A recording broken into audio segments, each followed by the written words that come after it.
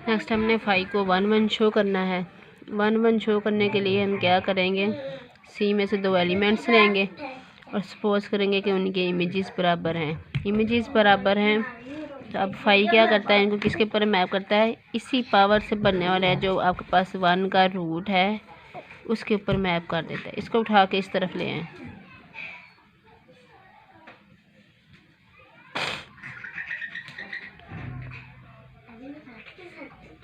यहाँ पे 1 बच गया जो कि e की पावर 0 है। इसका मतलब है कि ये सारी पावर जो है आपके पास वो 0 के इक्वल है। अब ये तो ना 2 0 से था ना पाई आयोटा बाई एन, ये इसका मतलब m माइनस के जो है वो 0 के इक्वल है। इसका मतलब m जो है k के बराबर है और इसका मतलब है कि a की power m is equal to a की पावर k। इमेजेस बराबर लिए थे तो आपके पास एलिमेंट्स बराबर हो गए, तो इसका मतलब फाई जो है आपके पास 1 1 है। ठीक है जी, फाई 1 और अब फाई को क्या करना है आपने ऑन टू। अब देखो बेटा, फाई जिस तरह से हमने डिफ़ाइन की है उसके ऊपर गौर करें। सी से सी एन तक डिफ़ाइन की है ना, किस तरह से डिफ़ाइन की है कि कोई भी पावर किसके ऊपर मैप करती है, e की power k pi iota by n. ये पावर सेम है, यहाँ पर दोनों के सेम है। ऑन टू के लिए हमें क्या करना है, हमें यहाँ से एक एलिमेंट लेना है।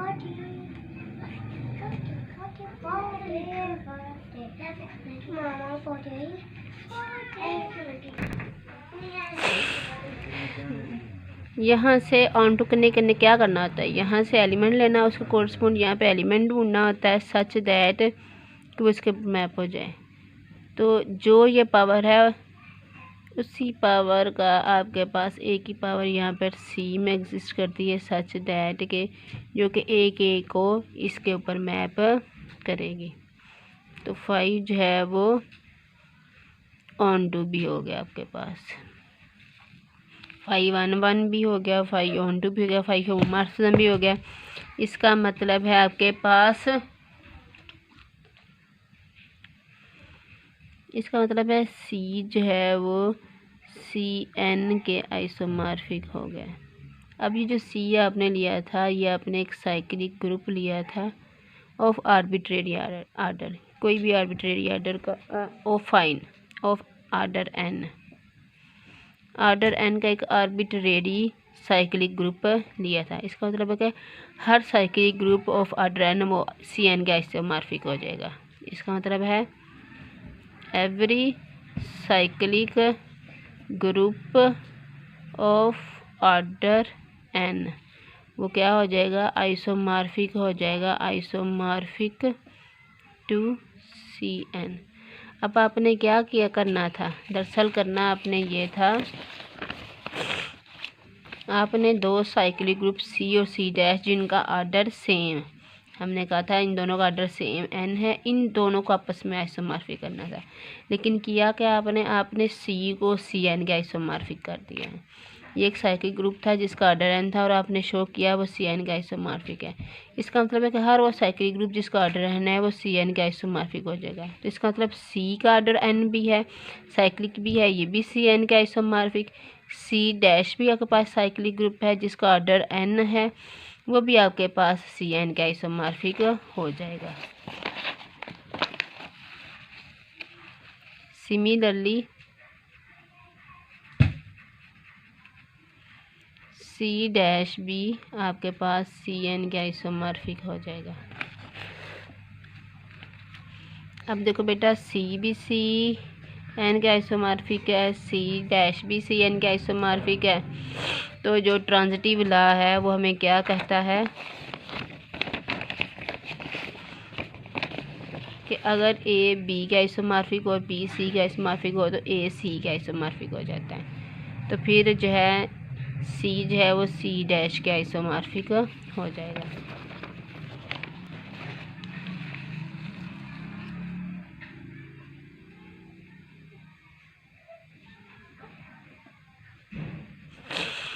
और हमने शो कर दिया any two cyclic group of the same order and of finite order are isomorphic. Case 2 है हमारे पास। सपोज करें C एंड C' ये दो इन्फिनिट साइक्लिक ग्रुप्स हैं।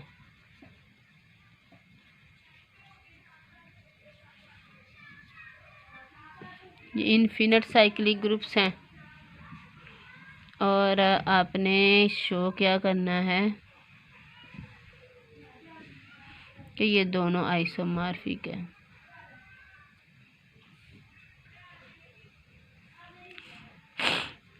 इसको भी शो करने का वही आपके पास मेथड होगा जो हमने फाइनाइट ऑर्डर के लिए किया है।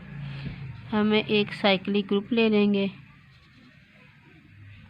C जो कि A से जनरेटेड है और इन्फिनिट साइक्लिक ग्रुप है।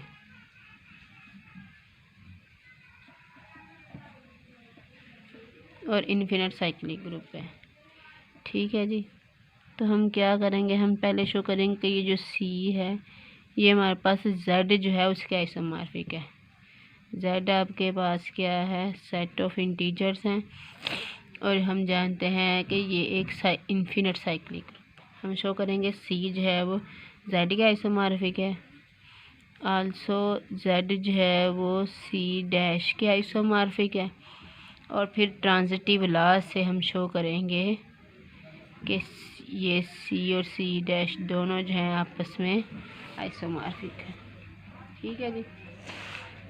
तो पहले हम ये काम करेंगे, C is isomorphic to Z। आपने एक मैपिंग ली C, ये जो इन्फिनिट साइक्लिक ग्रुप यहाँ से Z तक, किस तरह से आपने डिफाइन की है। अब देखो बेटा, आप इसके एलिमेंट्स को इसके एलिमेंट्स पर मैप करेंगे। इस C के एलिमेंट किस किस्म के होंगे, वो A की पावर्स की फॉर्म में होंगे। तो साई क्या करेगा, A की जो पावर होगी उसको उसी का इंटीजर बना के उस पर मैप कर देगी। सबसे पहले फाई को होमोमॉर्फिज्म करना है। उसके लिए दो एलिमेंट्स लेंगे आप, A की पावर M, A की power N belongs to C such that psi of AM, AN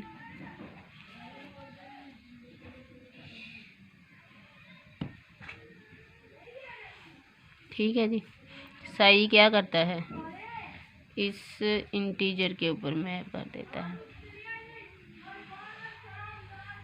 अब M किसके इक्वल है, साई ऑफ AM, AM का इमेज, और N किसका इमेज है, साई ऑफ AN, क्योंकि ये क्या करता है, इंटीजर्स को उस A की पावर्स पे और A की पावर्स को उस पे मैप कर देता है।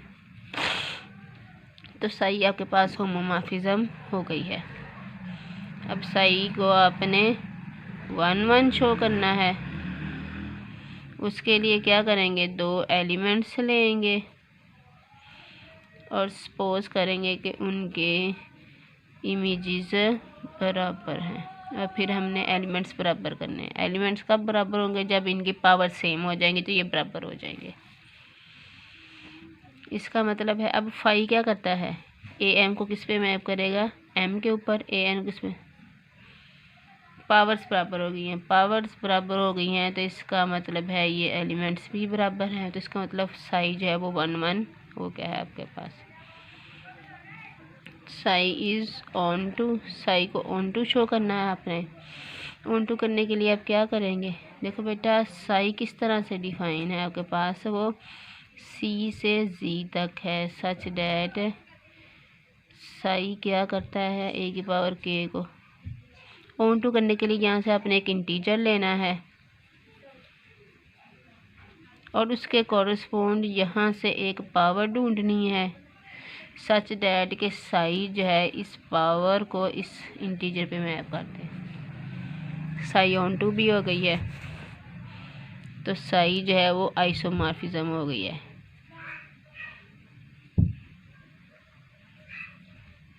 होमोमॉर्फिज्म भी हो गई है, 1 1 भी है, ऑन टू भी है। तो इसका मतलब क्या हुआ कि C जो है वो Z के आइसोमॉर्फिक। अब C जो है आपने क्या लिया था, C एक आर्बिट्रेरी इन्फिनिट साइक्लिक ग्रुप लिया था और आपने शो कर दिया वो जी के आइसोमॉर्फिक है।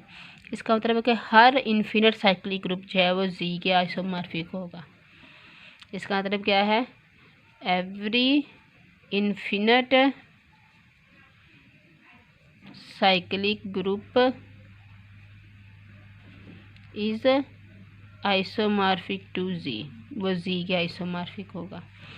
इसका मतलब है जो दूसरा साइक्लिक ग्रुप सी डैश है वो भी जेड के आइसोमॉर्फिक होगा, क्योंकि वो भी एक इन्फिनिट साइक्लिक ग्रुप है और हर इन्फिनिट साइक्लिक ग्रुप जी के आइसोमॉर्फिक है। इसका मतलब है कि वो बी आपके पास इसके आइसोमॉर्फिक होगा। इसके आइसोमॉर्फिक है तो ट्रांजिटिव ला लगाएं। ए अगर ए बी के साथ रिलेटेड है, बी सी के साथ रिलेटेड है, तो ए जो है वो सी के साथ रिलेटेड होगा। इसका मतलब any two infinite cyclic groups are isomorphic, और यही हमने शो करना था। ठीक है जी।